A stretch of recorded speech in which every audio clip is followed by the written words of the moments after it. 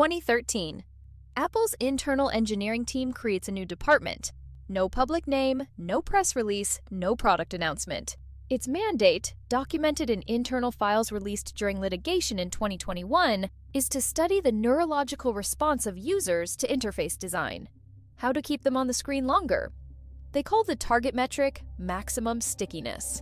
The primary demographic they are studying is aged 10 to 17. In 2023, a peer-reviewed study published in JAMA Psychiatry analyzed brain scan data from 9,000 children over 4 years, the largest long-term study of brain development ever conducted in the United States. The findings were not subtle. Children using screens for more than 2 hours a day showed measurable structural changes in the prefrontal cortex, the region responsible for decision-making, impulse control, and emotional regulation. The changes were comparable to structural changes seen in children with documented trauma histories. Screen use, producing brain changes comparable to trauma in 9,000 children, published in JAMA. Here's what they weren't telling you.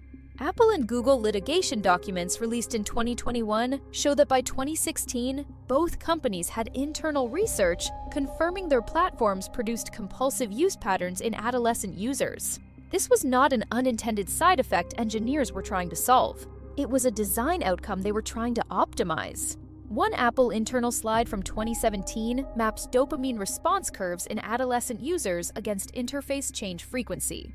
The stated goal was to maintain response above baseline between sessions. In Neuroscience, that describes the mechanism of addiction, produced by Apple's own team, about children, as a product goal.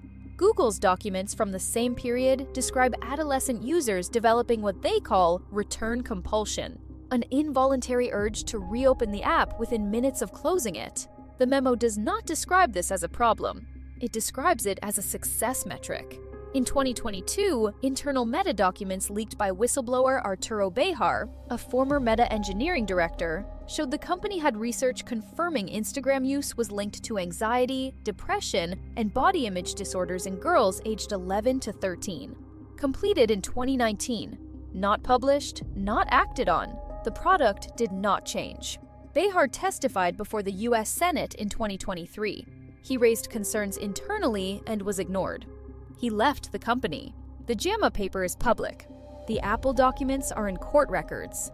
The Meta research and Bejar's Senate testimony are public record. They knew what the screen was doing to your child's brain. They measured it, graphed it, and optimized for more of it.